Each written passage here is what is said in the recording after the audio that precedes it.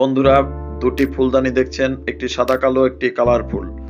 তো বন্ধুরা, সাদা কালোটি আপনার, কালারফুলটা যদি আপনি পারেন, সাদা কালোটি আপনি অবশ্যই পেরে যাবেন।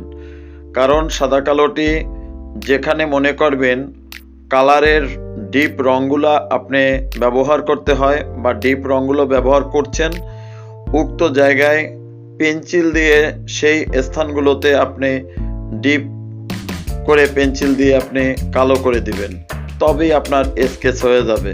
তো বন্ধুরা, এখন আসি রঙের কথায়। রংটা করার সময় সবসময় রংটা দেখবেন আপনার পরিষ্কার আছে কিনা। আমরা ফুলদানি ঘর সাজাবার জন্য, যারা ফুলকে ভালোবাসে, যারা শৌখিনভাবে জীবনযাপন করে এবং প্রত্যেকটা অফিস এবং যারা ফুলকে ভালোবাসে, যারা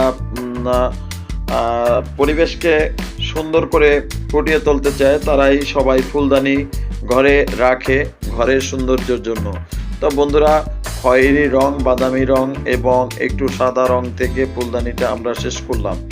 এখন এই ফুলদানিটা যদি আমরা মনে করেন কালার কমলা দিতাম, হলুদ দিতাম, আকাশি দিতাম, সবুজ দিতাম, তাহলেও কিন্তু ফুলদানিটা হতো, কিন্তু ওটা হতো একরকম আর এটা অন্যরকম। যেমন এটা যদি আপনার মনে করেন আপনি লাল রঙগুলো এখানে ব্যবহার করবেন বা নীল রঙগুলো, আর উপরের দিকে ফুলের অংশেও যদি লাল রং নীল রং থাকে, তাহলে এই ফুলের দিকে চোখটা আর যাবে না, আপনার সাবজেক্ট থেকে অবজেক্টের দিকে চোখটা কিন্তু বেশি চলে যাবে। তাই এখন আমরা উপরে বিভিন্ন রকমের মাল্টি কালার করতে পারি।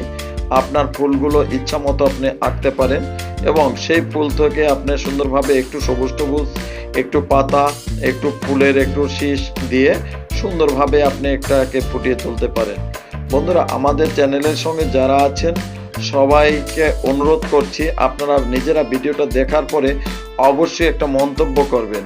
কারণ একটা ভিডিও তৈরি করার চিন্তাভাবনা অনেক আশা আকাঙ্ক্ষা নিয়ে করা হয়। ভিডিওটা শেয়ার করবেন। সকলকে ধন্যবাদ।